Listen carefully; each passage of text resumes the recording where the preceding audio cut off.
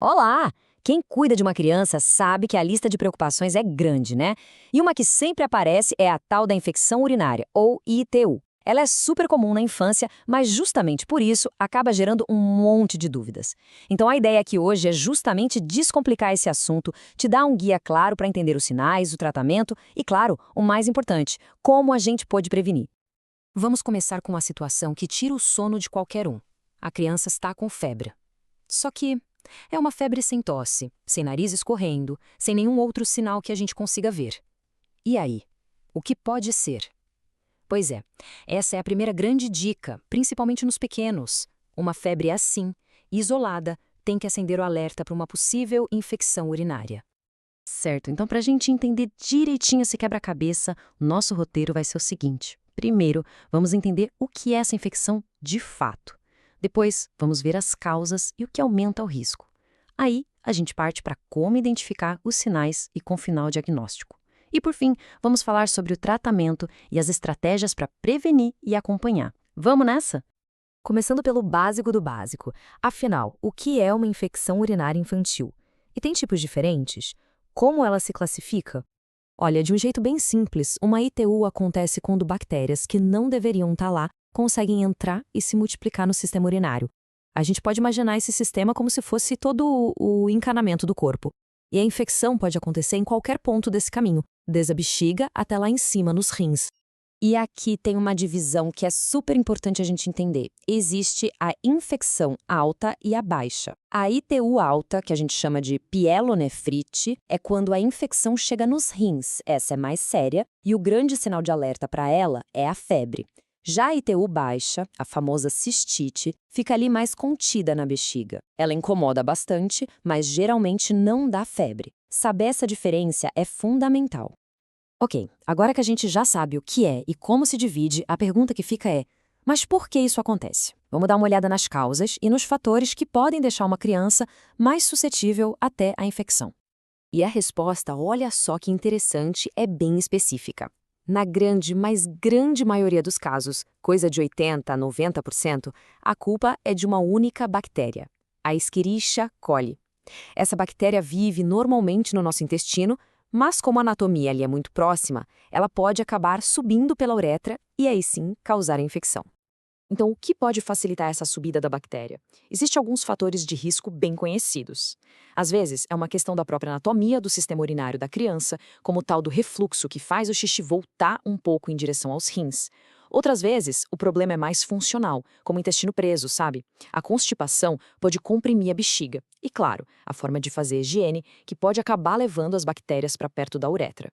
Beleza, já entendemos o porquê. Agora vamos para a parte prática. Como a gente percebe os sinais em casa e depois no médico, como é que se confirma que é mesmo uma infecção urinária? E aqui, gente, é uma coisa que confunde muito. Os sintomas mudam demais com a idade. Num bebê que ainda não fala, o quadro é super vago. A febre pode ser o único sinal.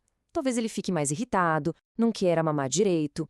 Já nas crianças maiores que já conseguem se expressar, os sintomas são mais clássicos. Dor para fazer xixi, aquela vontade de ir ao banheiro toda hora, dor na barriga, ali na região da bexiga.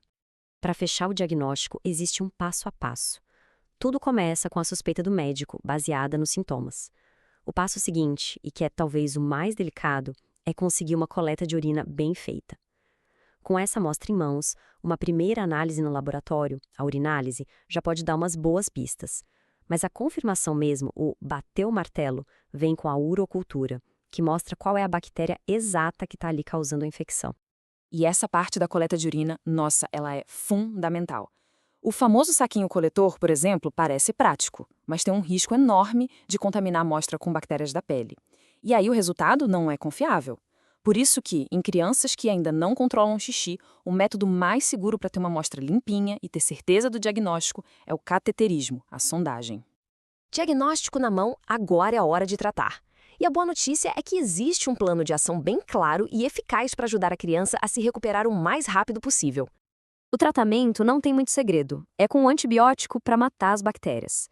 Agora, qual antibiótico usar? A dose certa? Se vai ser em xarope em casa ou na veia no hospital? Tudo isso o médico decide avaliando a idade da criança, a gravidade da infecção e, claro, os resultados dos exames. Só que nem sempre dá para tratar em casa, né? Em algumas situações, o melhor é internar no hospital para um cuidado mais de perto. Isso acontece com bebês bem novinhos, com menos de 3 meses, ou quando a criança parece muito caidinha, com sinais de uma infecção mais séria. Se ela estiver vomitando muito e não conseguir tomar o remédio pela boca, ou se estiver desidratada, também são motivos para internação. Bom, a infecção foi tratada, mas o trabalho não acabou. A gente entra agora na parte que eu considero a mais importante, a prevenção e o acompanhamento. É sobre olhar para frente e proteger a saúde dos rins para o resto da vida. E para prevenir, são coisas do dia a dia, hábitos simples que fazem uma diferença enorme. Primeiro, beber bastante líquido. Segundo, incentivar a criança a ir ao banheiro com frequência, a cada 2 ou 3 horas, sem ficar segurando o xixi. Também é super importante cuidar do intestino preso.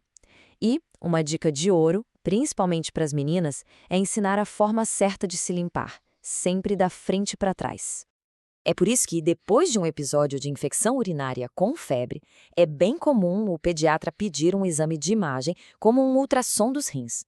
Não é para assustar, pelo contrário, é uma medida de proteção. É para checar se a anatomia do sistema urinário está toda certinha e garantir que não tem nada ali que facilite novas infecções.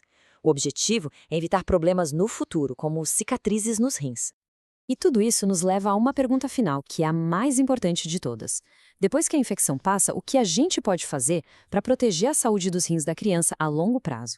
A resposta está exatamente nisso, em ficar de olho, em aplicar essas medidas de prevenção que a gente conversou e, claro, em seguir o acompanhamento médico. Cuidar desses hábitos hoje é o melhor investimento que a gente faz para garantir rins saudáveis lá na frente.